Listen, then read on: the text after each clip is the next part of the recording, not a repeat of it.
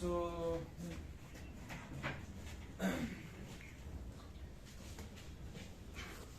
okay, so we know if we are having the scalar particles. Okay, so let me quickly review.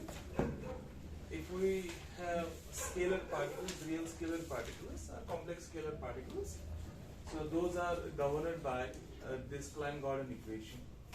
Okay, so this we have seen. Okay, there we interpreted this phi of x to be the single particle wave function. Okay, so if we try to interpret this phi of x as a single particle wave equation, what we have arrived at, this we have done. Okay, so this is a relatively invariant, this is a Lorentz invariant equation, because this equation is simply this relation p mu minus m square. Okay, so let's write this as an operator acting on this phi of x, that's equal to 0. Okay, and you know this p mu is a Lorentz invariant quantity. Clear? So this is your Klein-Gordon equation. Okay. Oh, okay. So let me put it this way. So you started with a relativistic free particle. Okay, a particle is moving. Okay, so for that very particle, you assign a wave function phi of x, and you try to figure out what is a Lorentz invariant wave equation, or a relativistically well-defined wave equation for that particle. Okay, the first wave equation what you figured out was the Klein-Gordon equation. Okay, and because you have interpreted this phi of x as a wave function, you got into the trouble of negative energy solutions. Okay, so you have the negative energy solutions here if you treated phi to be the single particle wave function. Clear? Okay, and we discarded there. Okay, so we just discarded that very equation. Now what we will do, instead of doing this phi to be a single particle wave equation, we will treat phi as a field. Okay, so now we will consider a field for a scalar. We will consider a scalar field. Okay, so for that matter, okay, so this, okay, so let's write the Lagrangian for the scalar field. So it is something half like this thing, partial mu phi minus half of m square phi square. So I'm considering a massive scalar particle. Okay, we will treat m to be the mass of the particle. So it is okay. So let me write this thing, this kind of objective. So it is actually partial t phi square. So this objective I am writing plus gradient of phi square. Is it plus or minus? Minus. Okay. So you can put 0 component to give me partial t phi square, and then you are having what? Gradient of phi square. Let's ignore for the timing. Let's put m square is equal to 0. So what you are having? Essentially you are having this very Lagrangian. Anybody remembers? So it is simply the oscillations. You take a string, clear? So you can describe the motion of a string, okay, fixed at two endpoints, okay, by this kind of Lagrangian. If we put this m square to be equal to 0, you can assume the string is massless. I mean, the mass is very small, and the oscillations on the string you can, construct from this part. Okay. So this will give you the time dependence of, you can think this phi to be the amplitude of the string. Clear? Got my point? And okay, so you will be having this, the time derivatives, okay, time evolution, and then you are having the gradient terms in that. Clear? Samajh? Okay, so if it would have, okay, usually if we consider the non-relativistic strings, so you will be having a velocity, some kind of velocity, okay? So if you know, so it would have been like this thing, 1 by v square minus nebula phi square. Clear? So this would be the actually Lagrangian. 1 by 2 will be outside. So the Lagrangian for a motion of a part, okay, motion of a string. Clear? You got it? So the field, the scalar field, you can think here as the vibrations of the string. Clear? Okay, but if I think now the string is massive, okay, you are having a it's thin string, now it is massive, it carries a mass. You put a mass term here. Clear? So here the oscillations are okay, so they are propagating at what frequency, what velocity? Some velocity v. Here I am considering they are at the velocity of light. Sorry, at velocity c, and we are using c equal to 1. Clear? So here you are having the velocity is equal to 1, c is equal to 1. Clear? Got it? Okay. So let's look at this very Lagrangian now. So we can construct. Okay. So here this phi is a field. Okay. So this is a Lagrangian density. We will call it as a Lagrangian. So this describes a scalar field. Clear? A free scalar field carrying mass m. Okay. So fields give you actually the particles. Okay. You can think this field represents infinite number of particles. Clear? All the let's say scalar kind of particles, you have this. Okay, so let me give an example. What kind of particles? You are having this pi naught. Pi naught is a scalar particle. You have done it in the particle physics. Okay, so it's a scalar particle or with charge is 0. Clear? So such kind of particles you can describe by a real scalar field. Clear? You got my point? Since they carry mass, you will be having a mass term here. Okay, so this is actually the Lagrangian for a free scalar field without interactions. I am not assuming any kind of interaction between the particles. Okay? Clear? Got it? Okay. So now let's write the equation of motion. So you are having this as the equation of motion. So these are the Euler Lagrange equation. What it gives me? It will give you simply nebula like this thing.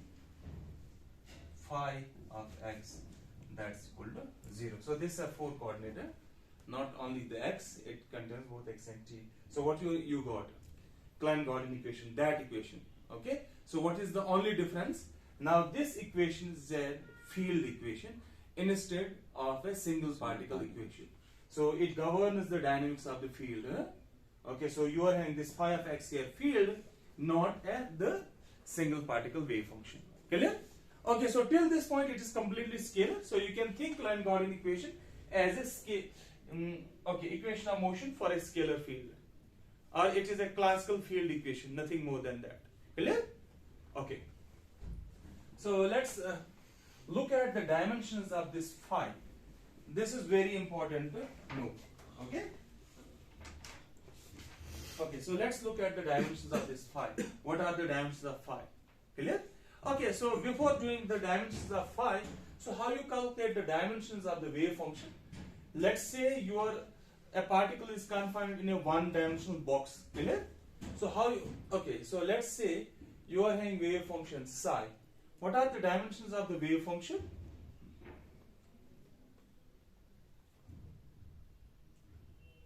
What are the dimensions?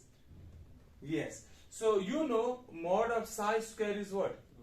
So if I integrate it over, let's say dx or d3, let's say over d dimensions, let's say n dimensions, not okay. So what this is, object is equal to 1. Clear? So what are the, okay, so I'm not in the natural units here. We are not in natural units here. We are simply in SI units. What is the dimensions of this object? So it is simply length. Clear? So it is simply length raised power n. So what are the, so let's assume, what should be the dimensions of this mod psi square? 1 by L minus. So this object should be having what? L raised power minus n. I mean mod psi square. So that this will be dimensionless, because you are having a dimensionless quantity here. Clear? Yes. So now tell me what should be the dimension of psi? L minus n by 2. So dimension of psi should be L raised power n by 2. So now let's take one dimension. So in one dimension it will be simply Half. L raised power minus half. Clear? You got my point? So that means it will behave in terms of length as this. Okay? So now since we are in the natural units here, because we have used c equal to 1 and h cross equal to 1, so we need to look at the dimension of this phi in natural units. Okay, so our natural unit system is h equal to 1, c equal to 1. Clear? So now let's look at the dimensions. Okay, so what are the dimensions of this action? So since we are in the 4-dimensional space time, so what are the dimensions of action? Let's forget about this natural unit system. Dimensions of action are actually h cross. Okay, so S is having what? Dimensions of h cross. Okay, so if I'm putting h cross equal to 1 in natural system, so S is a dimensionless quantity. So that means this object is what? A dimensionless quantity in natural units. Okay, so now what are the dimensions here in natural units? How? 1 by length. Okay, I have given you the prescription from natural units earlier. Eh? So how we define the natural unit system? This way. So you are having E equal to mc square. C equal to 1, that means energy is having the dimension of mass. Clear? Now let's look at dimensions of the length. So hc by lambda. Clear? Let's look at the dimensions of the length. So since these are unity, that means energy and length are inversely related. Clear? In natural units. So what does that mean?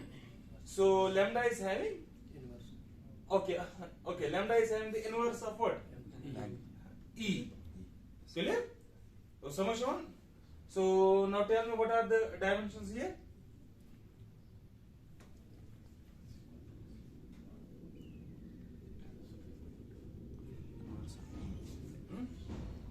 Yes, what? So mass, yes, tell me. Mass raised power minus 4. Clear? So in natural, okay, so let's put, so look at. So either you can write it in terms of the energy, or you write it in terms of the mass. So I can write it, okay, so this object is like this thing, m raised power minus 1. Similarly, you can be having this time, like this thing, m raised power minus 1. Because L and T are on the same footing, that is why you expected them to be the same. Clear? Got it? Okay, so everybody followed it? So the dimension of this object is actually m raised power minus 4. What should be the dimension here? So this should be what? M raised power 4. Clear? So in 4-dimensional space-time. Okay, so now if we are in the d-dimensional space-time, ddx L, so this object is having what? So dimensional formula is m raised power minus d, so this should be having what? M raised power d. Clear? So this is for the general Lagrangian. Clear? For any kind of Lagrangian, this should follow. Clear? As this action is the dimensionless quantity. Now let's look at what are the dimensions of this phi. Since I am assuming this m to be the mass, okay? So what are the dimensions here? Mass square. So I need to figure out what is the dimension of this phi. Okay, so let's calculate it.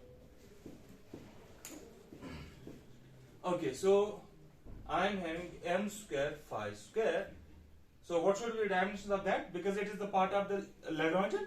So by the principle of the homogeneity, dimension of the total object is the sum of, dimension of the each term has to be same. So if you are having the dimensions here, it should be same here, it should be same here. Clear? Principle of homogeneity. Each term should have the same dimensions. So that means this object should be having the dimensional formula m raised power d. Clear? So now tell me, so this is actually m square. So let me write for phi m raised power x, so it should be 2x. So it is m d. Okay, so what is x now? So it is d minus 2 by 2. Clear? So that means the dimensions. Okay, so dimensional formula for this phi. Okay, so dimensions of phi is equal to d minus mass dimensions, we should say. Okay, or the energy dimensions. It is what? D minus 2 by 2. Now since we are in the 4-dimensional space-time, clear? So in our case, d is equal to 4. So what it implies? dimensions of this phi, that's simply equal to 1. Clear? So, samajh aaya? So that means this phi scales as an energy. Okay? So in natural system of units, phi scales as an energy. Clear? Okay.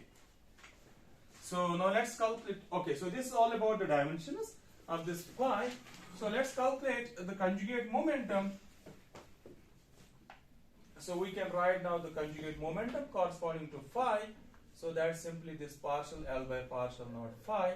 So that will be simply equal to phi dot x. So these are the things which I have done already. So that's why I am writing the results. Clear? So you can calculate now the Hamiltonian. So that will be simply equal to d3 of x. Okay? So of this Hamiltonian density. So it will be simply equal to d3 of x. Okay, pi phi dot minus L. So what is that equal to? Integral d3 of x. So it is simply pi square, half will come out in nebula phi square. Okay, then m square phi square. Okay, so this is the energy in this field. Clear? So this is, I mean, these are things you should know. Okay, so now let's quantize it. What does the quantization means?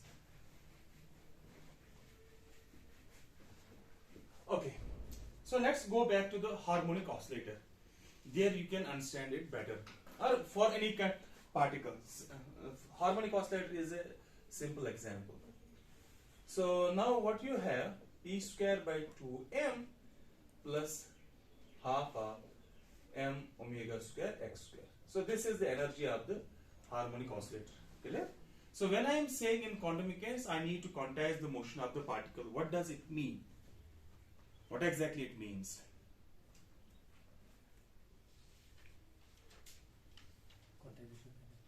So it is actually the quantization of the energy.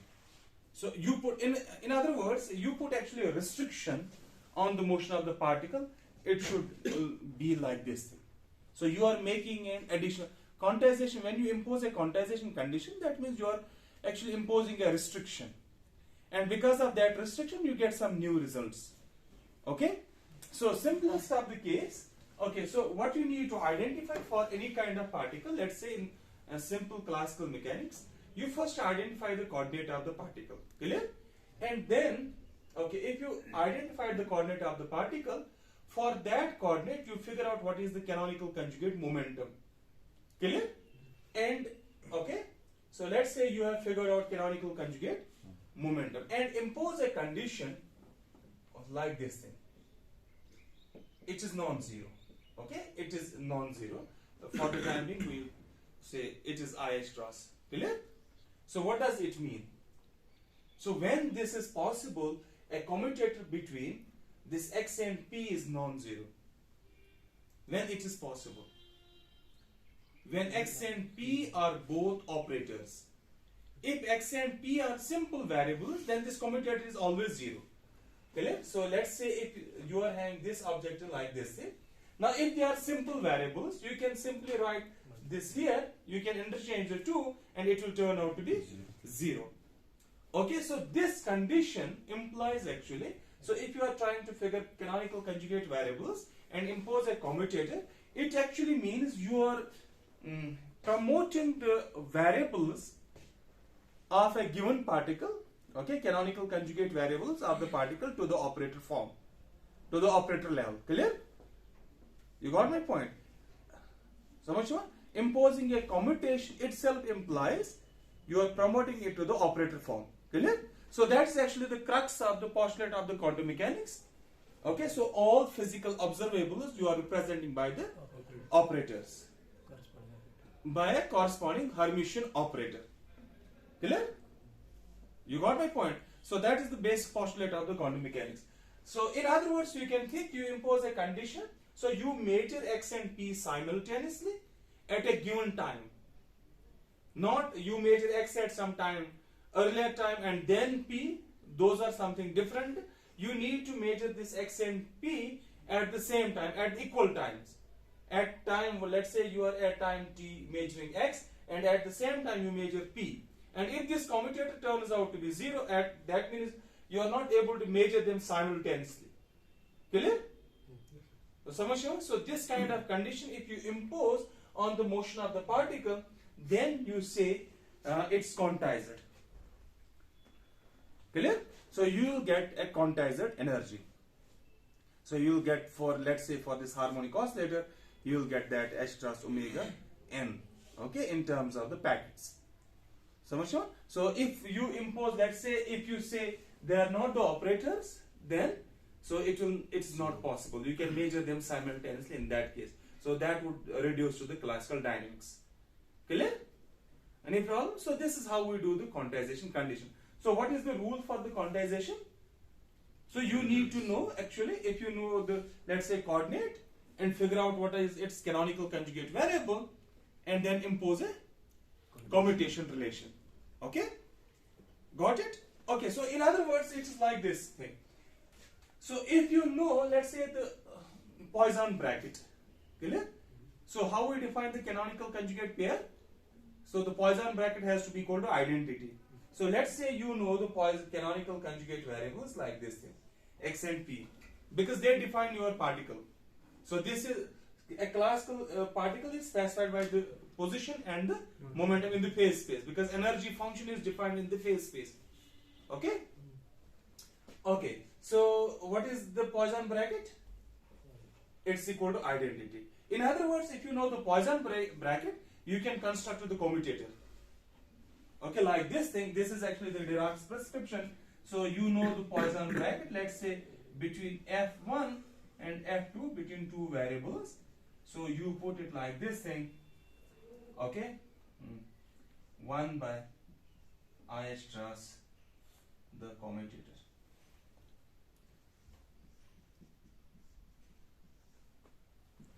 Clear? So this is the, in other words, the quantization rule is like this thing, and the correspondence. So you need to figure out what is the commutator. So you can construct it from simply the Poisson bracket, where f1 and f2 are canonical conjugate to each other. Here they are the position and the momentum. Clear? So what is this thing? X and p, that's equal to 1, is it? Oh, okay. So x and p is equal to IH plus times 1. So this is the prescription. You know the Poisson bracket. We can calculate actually the commutator. Got it? And this commutator or the Poisson bracket are evaluated at the equal times. If they are treated on the unequal times, then it gives you the different interpretation. Okay, so it gives you the measurement of, let's say, of an observable, one observable at one time and another observable at another time. Okay, but we are interested only where? On the equal times. Clear? Got my point? Okay, so what is our variable here? Tell me. So in this case, so let's use the same prescription. So in this case, we are having the variable phi of x. So it represents our field. Clear? So what I do, so you promote them to the operator form. So let's promote it to where? To an operator form. So what is the canonical conjugate momentum here? So let's say it is pi. So you also promote this pi to operator level. Clear? So it itself means what? You have to define a commutator. Clear? So in this scalar case, we will define the commutator. It's not possible for all types of particles. The quantization condition comes from the commutator. Let's say, since we know the, okay, we'll show it later on. This field represents actually the bosonic particles. But if we are having the fermionic particles, then the commutation does not work. Clear? And these conditions are actually in accordance with the causality principle. Okay, so for bosons, you need actually the commutation, okay, for the quantization condition, but for fermions, you need actually the anti-commutation so that causality is not violated. I will come to those examples step by step. Okay, but for the time being, we will take these things. Clear?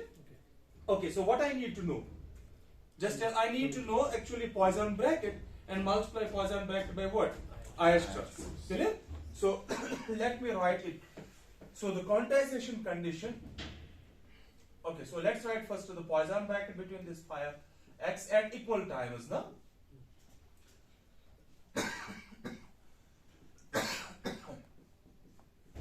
this is the Poisson bracket. Okay, so let's calculate the Poisson bracket. Okay, so it will be simply equal to, since we are, okay, so let me put simply dz. Okay, then what is that? Then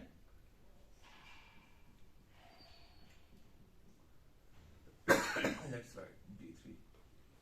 Okay,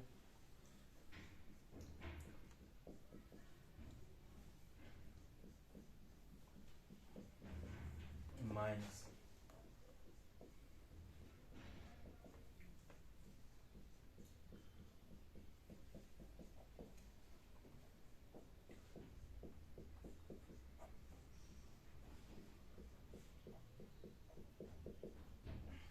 okay. So what this is equal to? It's simply equal to, okay, so d3 z, so this equal to 0. So now t is same, so you are having d3 of x minus z, okay, then delta 3 of y minus z. Clear? So what this Poisson bracket is simply delta 3 x minus y. Clear? Samajh? So now our quantization condition comes.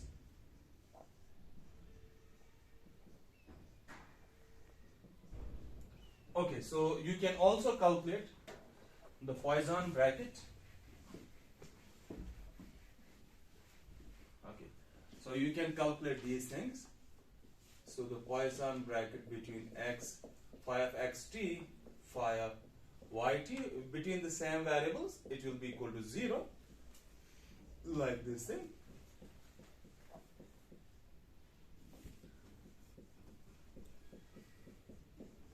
Okay, so this will be 0. So therefore I can write the quantization condition by Dirac prescription as, so you impose now equal time commutation relation. Equal time commutation relation, or short ETCR. Okay, so you write, okay, so now these will be actually the operators. Okay, So if it is 0, it means they are simultaneously measurable. yes, they are the same fields. Okay, so they are the same, you are measuring phi at the same Because simultaneously. X and Y are independent. So Yes. Okay, so look here. So it is the same field. Phi multiplied by minus phi, that's equal to 0. It is the same thing. Okay, because an operator commutes with itself. Okay, but it does not commute with itself usually at the different times. Okay, Yeah. so at equal times, we just, I will give you an example later on where you will see at it will not commute at the different times. Okay. Usually, in general, most of the operators, okay, various operators commute. Okay, so this is your commutation between two canonical conjugate variables. So it is simply equal to I H trust, the Poisson bracket between phi xt, okay, by yt. Okay. So what is that equal to? I H trust delta 3 x minus y. Okay, got it? And so you are having pi xt, so phi yt, so that's equal to 0, and pi xt pi yt, that's equal to 0. So these set of conditions define your quantization rule. Clear? And because of these conditions, you will see there are the restrictions. Okay, so you will see different observables will have different form. Clear? For so much more? Any question till now? Okay, now the point is that when I am trying to construct a relativistic theory, okay, that's invariant under Lorentz transformation at least, so we should expect the quantization condition should also satisfy the invariance, Lorentz invariance. Clear? So if I am, okay, I have constructed now a relativistic field theory. Clear?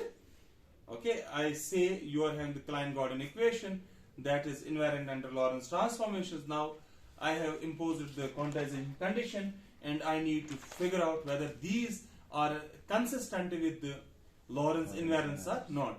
Whether they are invariant or they transform in certain way, whether the right hand side and the left hand side satisfy the same set of transformation rules. Clear? Samajh aawa? Yes. Okay. So let's check it. Okay. So let's take a look at this thing. So you are having this. So this is very important. So I will not use now hat. So when I write the commuted, it means these are the operators. So when I will explicitly specify when it's a classical variable, I will say it's a classical variable. Now I will not be using hat. It means it's an operator. Okay. So like this thing. So let's look at this objective. So these are the operators. You are having commutative. Let's put h cross equal to 1. So you are having delta 3 x minus 1. Okay, now let's check whether this is Lorentz invariant or not. Okay, so now look here. So this phi is a scalar field. Okay, when it's a scalar field, it means it says scalar quantity. So it is invariant under Lorentz transform. Scalar quantities does not change. Clear? So now what this phi is? This is actually the derivative of phi. Partial 0, phi. Clear? So that means the non-trivial transformations comes from this very object, this pi. Samajh aawa? Now if I look at the left hand side, since this is a scalar quantity multiplied by some quantity which looks like this thing, so it is like this thing, partial by partial t acting as scalar quantity. So it means the transformation property of this whole object is like it transforms as the temporal component, as the temporal component of some object. Clear? Samajh aawa? So it is having the partial by partial t here. Clear? Temporal component of a 4 vector, I should say. You got my point? So this object transforms as a temporal component of a 4 vector. Now let's look at the transformation properties of this object, how it looks like, how it transforms. Clear? Okay, so anybody? How it transforms this delta 3 x minus y? So now I know. So let's write d4 of x delta 3 x minus y. Clear? Let's look at this. What I have done, in order to figure out what are the transformation properties of this object, you multiply it by some invariant quantity. Clear? So I have multiplied by invariant quantity d4 of x, so that the invariance, okay, transformation property of this object remains of this object. Clear? So the transformation property of this object and this object, they are same, because this is invariant under what? Lorentz transformation. Clear? Okay. So this object is invariant. So can I write it like this in dt multiplied by d3 of x delta 3 x minus y? Can I write it? Yes. Can I write it? Yes, sir. What is the integration over this thing?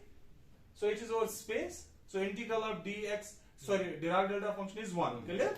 So this is equal to identity. What it remains there? Integration over time. So it is something. So the transformation properties of this object are what? So look here. So this is invariant quantity. Clear? So I need to figure out what are the transformation properties here. So in other words, the transformation property of this object are what? As temporal component of a 4 vector. Clear? Yes, sir. So you are having left hand side has the transformation properties like it transforms as a temporal component of some 4 vector, and this also transforms as what? Temporal component of a 4 vector. So in other words, the transformation property of the right hand side is same as the left hand side. What it means? So it is an invariant quantity. Clear? Because when you are having the same transformation properties on both sides, so that means it is invariant quantity under Lorentz transformation. Clear? So it, in other words, it means this commutator is in accordance with the Lorentz invariance of the field equation. Clear? So that means, okay, so what we have got here is that we have constructed a Lorentz invariant quantization condition. Clear? Or we have constructed the quantization condition for a real scalar field that is in accordance with the Lorentz invariance. Clear? If you once we will go to the this electromagnetic field, you will see since there are different set of gauges, and sometimes you have to break down the Lorentz invariance. Okay, so sometimes you need to maintain the Lorentz invariance to violate, I mean, the the norm of the vector. Clear? So norm of the vector turns out to be indefinite.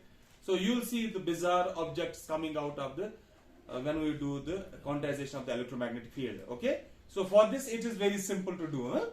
Okay. So let's proceed. So now let's look. Let's make the decomposition. So that is the consequence of this quantization condition to decompose this field into its Fourier modes. Huh?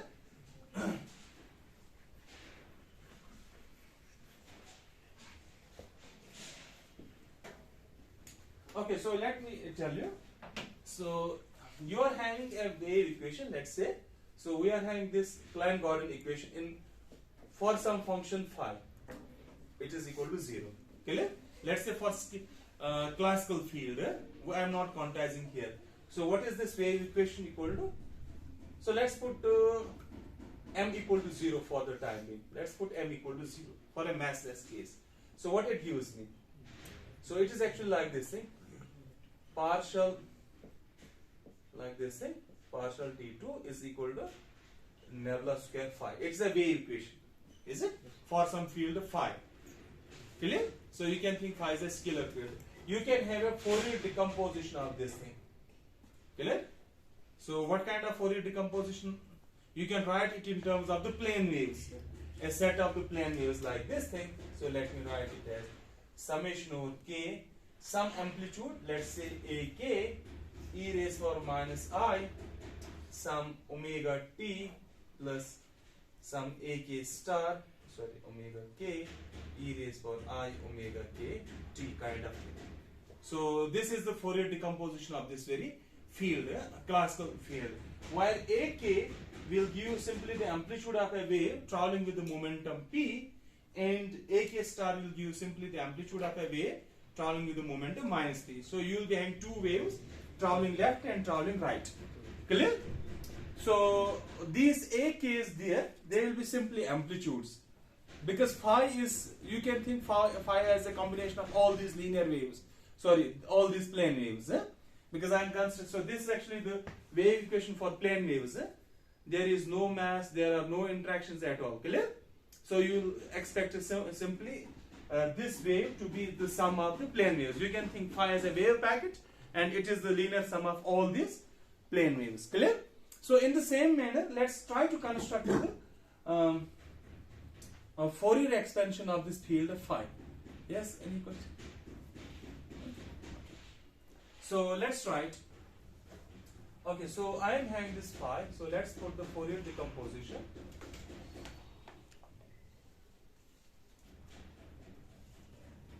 Of phi. Okay? Clear? So let's take this phi of x. So x means now a 4 vector here. Clear? So what this phi satisfies? Okay, so I will write simply it as an integral over, let's say d4p, since we are in the 4-dimensional space time. Okay? Clear? So then I will write, let's say a of p is the amplitude of the wave, okay, a plane wave carrying the 4 momentum p, and I need to put some e raised to power minus I p dot x. So this p dot x is simply what? Anybody? So it is et minus this p dot x. Clear? It's the 4-dimensional formula. Okay? So now I will put a, okay, so let me put a factor of 1 by, so it's a normalization condition, 3 by 2. Okay, so now look here, this phi satisfies one additional condition. So p square minus m square is equal to 0. Clear? It satisfies the Klein-Gordon equation. Okay, so this phi satisfies, you are having this phi, it satisfies this very equation, is equal to 0. Clear? So it actually means like this thing. So this is actually p square, minus p square, then you are having m square, phi that's equal to 0. What it means? So it means it satisfies me this kind of condition. So it is your energy momentum relation. So E is equal to plus, okay, so let's write simply E square plus M square. Clear? So this is the energy momentum relation. So I would put, okay, I will put a restriction here like this, say Dirac delta function, a 4-dimensional Dirac delta function, P square minus M square. Clear? So that means all these plane waves are satisfying which condition? P square equal to M square. Okay? If you are having a particle satisfying this well-defined energy momentum relation, we call them as the on-shell particles. Okay? So these are known as on-shell particles. Clear? So this is a name for them. But if you are having condition such that E is not equal to this thing, then I say they are off-shell particles. Clear? Off-shell particles are virtual particles, not the virtual in the real sense. So you can observe those in nature as well. Okay, we'll come to those kind of conditions later on when we'll do the Feynman diagrams. Okay, so but for the time, okay, so now you'll see why this delta function is there. Okay, look here, look at that very formula. I have put an amplitude for the wave, for a given wave carrying a momentum, let's say k, and you multiply the plane wave factor here. Clear? So you are having an amplitude here a, and you multiply a plane wave factor, because plane waves are what? E raised for I kx or px. Clear? So and you sum over all these waves, and they satisfy what condition? P square minus M square equal to 0, or P square equal to M square. You got my point? Okay, so now let's check it. Okay, you can see in a moment this satisfies actually the Klein-Gordon equation because of this very condition. If this condition is not here, then you cannot say they satisfy what? This Kg equation. Okay, so let's write. So let's check. So you are having this box operator plus M square acting on this phi of x. So I am having this 3 by 2 d4 of p. Okay, so delta over p square minus m square. Okay, whether you put a delta 4 here, okay, I will not put delta 4. It is simply a delta function. Okay, although it's in the 4 dimensions. Okay, so it's simply in the 4 dimensions, but I will not use the 4 here. So then you are having this a of p. Okay, and this box operator acts on this object e raised power minus I p dot x. Clear? So what is this box operator? It's partial mu and partial mu. Is it? So it is the box operator. Clear? So now let's, okay, so this is, when you act partial mu, what you will get? Minus I p mu. When you act this thing, you will get minus I p mu. So you are having like this thing, 2 pi d4 p delta p square minus m square.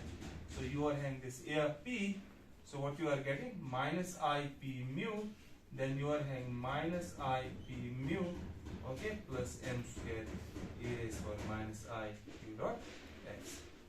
Okay, so it is equal to what? So this object is equal to minus p square plus m square. Clear? So now there is a delta function sitting here. So what delta function says? P square is equal to m square. So it will be minus m square plus m square. What it gives me? 0. Clear? So that's simply equal to 0. What you got? Klein-Gordon equation back. Okay? So this delta function is necessary. Okay? Otherwise this equation is not satisfied. You cannot know whether this p square is equal to m square or not. Okay? So it's not, okay, only for on-shell particles this p square is equal to m square. Okay? But for off-shell particles it's not equal. Clear? Okay, good. Okay, so we are having, so now we have, okay, got, this is actually the correct Fourier decomposition of the field phi. Okay? So this is simply your classical field phi. So when I quantize this phi, since phi is a real field, clear? So I need to promote it to the operator level. Clear? What kind of operator I need? It should be Hermitian. Okay, so for our purpose, this phi is now a Hermitian operator because it's a real scalar field. Okay, since phi is a real scalar field, so you replace it by what it means. it simply means phi diagram of x is same as what? Phi of x. I will not use the operator notation, so now it is understood, huh? Okay, so clear? Huh? Any question? Okay, so now let's look at what this condition gives me. So take the diagram of this thing. So you are having 1 by 2 pi 3 by 2 d4p delta p square minus m square. So it will be simply a diagram p e raised power I p dot x. So that is same equal to 1 by 2 pi 3 by 2 d4p delta p square minus m square a of p e raised power minus I p dot x. Clear? Okay, so I am taking a dagger since a is okay. So if phi is an operator, a is an operator. Clear? So that's why I need to take an operator on a. Okay, now if you look at there, so a is not operator there. In that very decomposition, a is not an operator. Right? Here it is an operator. Now let's change this. Okay, so if I change, so you are having these factors same. Only you are having a dagger p and you are having a positive sign here. You are having a of p here and a negative sign here. So what I will do, I will change p to minus p. So if you change here p to minus p, so let's change p to minus p. What you will get? A diagram minus p e raised power. Let's look at what happens to the other parts of the integral. Right? So when you change p to minus p, this will remain same. Clear? What remains this thing? So that means, so I will write, if I change on this side, okay, so on this side I am changing p to minus p, so it remains same. It is like this thing. So let me write for you people. So it is a diagram minus p e raised power minus I p dot x. So that is same as this object. Clear? So now so everything is same. So that means this condition, the condition of the reality of the field, gives me a diagram of minus p should be same as what? A of p. Okay, so because this is very important, the condition. So it implies therefore a diagram of minus p is same as a of p. Or I can write it as something a diagram of p is equal to a of minus p. Clear? Got it? So this is the condition. So this will be used. So now let's work out that step by step. Let's put that in the nice form. That Fourier decomposition. Clear? Samajh aa? Yes, sir. Huh? So if you are, so let's take the dagger again here. So it will be a dagger and a dagger here. Huh? So a dagger means a simply. Huh? So a of minus p, a dagger will be like this. Samajh aa? Okay, so let's simplify this object. Okay, so we have got the condition on a of p. Okay, so let's simplify this very term. Okay. For that matter, what I will do, I will introduce, let's say, a theta function. So let's define a theta function. Theta of z is equal. Okay, let me write like this thing. How we define the theta function? So it's 1 for z less than 0. So z greater than 0. So it is 0, z less than 0. At z equal to 0, so it's your choice how you define it. When you are having z equal to 0, you can define it to be 0. Okay, you can define so a half as well. Huh? So we can define our theta function in this way. So at z equal to 0, we'll put what? Half. But at, so it is simply the averaging. Okay? Averaging on the both sides of z equal to 0. So that's why you put half. So in some texts you can say 0 is z is less or equal to 0. Okay? So but it is more convenient to do it in this fashion, this theta function. You regularize this theta at z equal to 0 by some number, infinitesimal amount. So let's put it as half instead of infinitesimal amount. Okay? So now, so what it means, this gives me theta of z plus theta of minus z is equal to identity. Okay? So when you put z greater than 0, this is 1, this is 0. When you put z less than 0, so this is equal to 1, this is 0. When you put z equal to 0, it is half and half, that's equal to 1. That's how we have chosen this half here. Clear? Got it? Okay. So now let's move to this very thing. So let's call this as equation 1. So I can rewrite this phi of x like, I will introduce this theta function. Clear? So let me write this d4 of p as g and dp naught. Okay, so let's write it. So, and let's integrate over p naught. Okay, what I am trying to do, I am simply integrating over p naught. Clear? That means I am integrating over the energy variable. Huh? Okay, so yes, there is one important point what I have forgot to mention. You are having here p square, is it p or this d4p? It means you are having dpx, dpy or dp1, dp2, dp3 and dp naught. Okay, so you are having all these three variables. They are all independent here in this very equation. Okay, but the result of what we are trying to get, okay, while we are heading towards, we will see all are not independent. Okay, you will see in a moment. All these momentum variables are independent of each other. Clear? So you should know it. So we have started an equation where all these are independent. Clear? You can integrate out any variable. Okay, but we will be doing the integration of p naught for the time being. Okay, so for that matter, let me rewrite this thing. So it is a of p like this thing, and let me introduce this theta of p. So theta p naught, theta minus p naught. Because you know what why I am doing the integration of p naught first.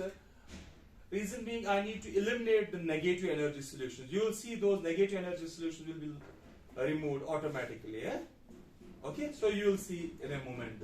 So what it is, p naught and p naught. So you are putting the both solutions here. Clear? So if you take p naught positive, so that means this is equal to 1. So you can, if you take p naught negative, this is equal to 0. This is what? So that means this introduces both the solutions, possible solutions, positive as well as negative solutions. And you will see, okay, when we are doing this thing, these negative energy solutions will get eliminated. Clear? So e raised power minus I p dot x. Clear? Okay, so let's write it. So it's 1 by 2 pi 3 by 2 d3p, okay, dp naught. Okay. So since this is a sum, okay, there is a okay, so that you write this very step, p square m square a of p, okay. So I will write this theta p naught, okay, e raised power minus I p dot x, then theta minus p naught e raised power minus I p dot x.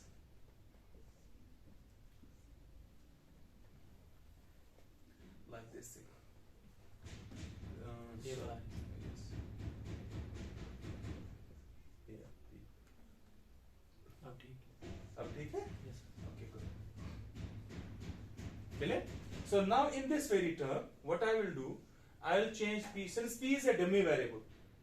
Clear? So I am changing a moment 4 vector, p to where? Minus p. Now let's check what will happen to this very part. Not in this part. In the second part, I am changing p to minus p. So this p will go to where? So, okay, so it will be as a minus p. So what will happen to this theta? So it will become simply p naught. Clear? What will happen to this exponential? Positive. Okay, e raised power I p. Okay, so now since these are multiplying it, so this will be unchanged. This will remain unchanged. Clear? So in other words, what I am getting when you are taking p to minus p, so I am getting here a of minus p, theta p naught, e raised power I p x. Okay, so in the next step, I will take this theta p naught out like this. So I have got theta p naught in both the terms like this, delta p square minus m square theta p naught. Okay, so you are having now a of p e raised power minus I p dot x plus a of minus p e raised power plus I p dot x. Okay, so here I will use not a of minus p, I will use what? A diagram p. A diagram p. So I use a of minus p is equal to a diagram. Clear? Okay, so now if you see, so this integral carries only what energy solutions? Positive energy solutions, is it? So that means this integral is restricted only to the positive energy domain. Huh? So now let's evaluate this very factor. Okay? So this delta function. Okay, so call this as equation 2.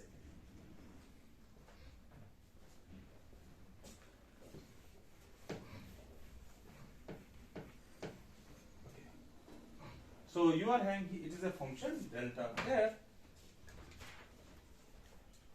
Okay, so you are having, so now you are having delta function like this thing, delta f of z. So in order to evaluate that, you need to know what is the formula for this delta, how to work it out.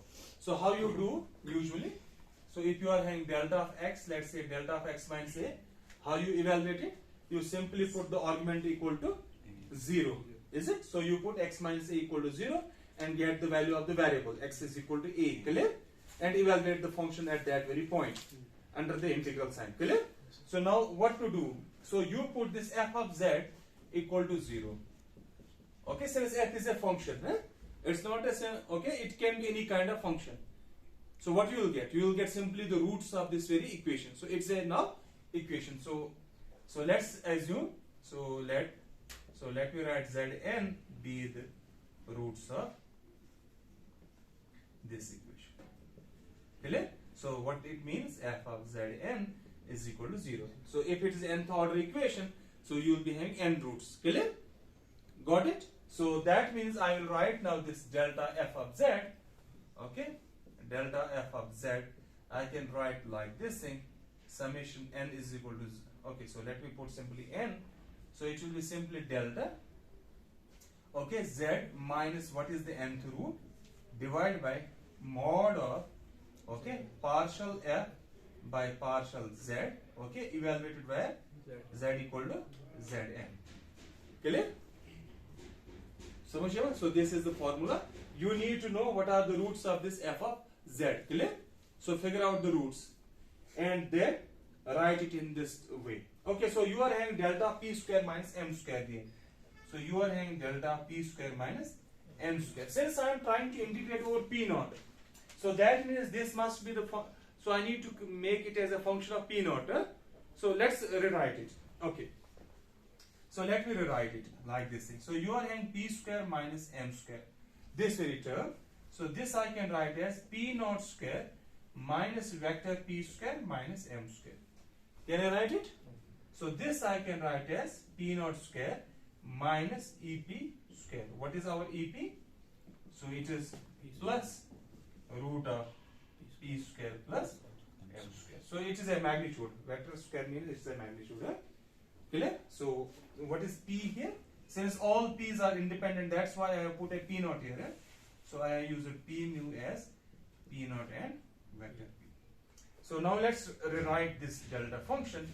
So you write this delta p square minus m square as delta p naught square minus ep square. So what it is? It's now the function of what? P naught. Clear? It's a quadratic function. Clear? So how many roots are there? Two roots. Okay, so it's like this thing. So I can put it as p naught minus ep. So these are two roots, and p naught plus ep.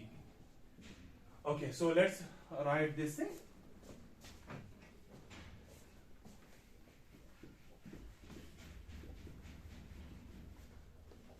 Okay, let's write it. So therefore, I can write this delta p square minus m square as delta first root p naught minus ep, is it? Yes. Divided by differentiation of this very objective with respect to p naught. Okay, so what that will be? Manisha, what is the differentiation of this function? So it will be twice p naught. Clear? But why it has to be evaluated? P naught is equal to ep. Clear? So someone at its root. So at its root. so it is twice EP. Then plus delta P naught plus EP. You are having two roots plus minus. So it will be again twice EP. Clear? Okay. So which implies this delta P square minus M square theta P naught. Let's calculate this thing. Okay. Now look here. This delta forces P naught to be EP, and EP is a positive term. Clear? And this delta forces P naught to be what? Minus EP. Clear? So now let's look at. So you are having twice EP. So you are having delta P naught minus EP and theta P naught. Okay? Plus delta P naught plus EP and theta P naught. Yes. Clear? Now look here. So you are having P naught is equal to EP. So it will be theta of EP. It's a positive quantity. Clear? So it is equal, then theta of EP is 1. Now this P naught goes as minus EP. It's theta of minus EP, and EP is positive. It is equal to 0. Clear? So that means this does not contribute. Clear? So therefore we can write this very formula as how much time is remaining? Huh? So since I am in, okay, so now, okay, so this step I will do quickly. So I will integrate over P naught. Okay? So now look here. So if once I will integrate over P naught will be what? So P naught is equal to EP. So this will contribute. So integration over GP naught. So the P naught, since these P's contains, okay, so this P contains actually P naught and vector P. So this also contains P naught and EP. Sorry, vector P. Clear? So now each P naught, okay, in this formula will be replaced. Okay, so this also contains what? EP. P naught and P. So this also contains P naught and P. Clear? So when I integrate over P naught, since there is an integration over P naughts will be replaced by what? EP. EP. So that means all P naughts in the formula will be replaced what? EP. EP. So I will write this as D3P. Okay. So it will be simply now, okay, A of P. So you should now figure out all now these P's are not independent. So A diagram P E raised for minus. Sorry, it's not minus, it's plus. P dot X. Where in this formula this P mu is simply equal to EP and vector P. What is EP? So now you see, so one, so clear? So we started with a formula where all these P's were independent, okay? Now they are not independent. Only 3 P's are independent, 4th is not. 4th P, the P naught you can write in terms of EP, that's simply in terms of root of P square plus M square. Clear? Okay. So now we have written it in terms of the Fourier decomposition. Clear? So let me, this is the last step, then we'll look at its interpretation. So we can define now an operator, A of P. So let's define A of P as A of P divided by, so let me check what is, so root of twice EP. So let's define it this way. So define, so which implies therefore I can write this phi of x as integral d3p divided by root of 2 pi cube, okay, twice EP. So A of P e raised power minus I P dot x plus, so these are operators. Let me put okay, now operator notation. So A diagram P e raised power I P dot x. Okay, so we will interpret later on what this A diagram means. Clear? Samajh aa? So we can stop here. Okay, so okay, so let's stop here then. So 2 pi root mein? 2 pi root mein hai. 2 pi cube twice EP. They are all in the root. The reason being, so it has to be, the measure of integral measure has to be invariant under Lorentz transformation. Okay, because this is a scalar quantity. It was 3 by 2. Huh? It was 3 by 2. है ना? वही है ना? Root है ना? Okay, so let's stop here.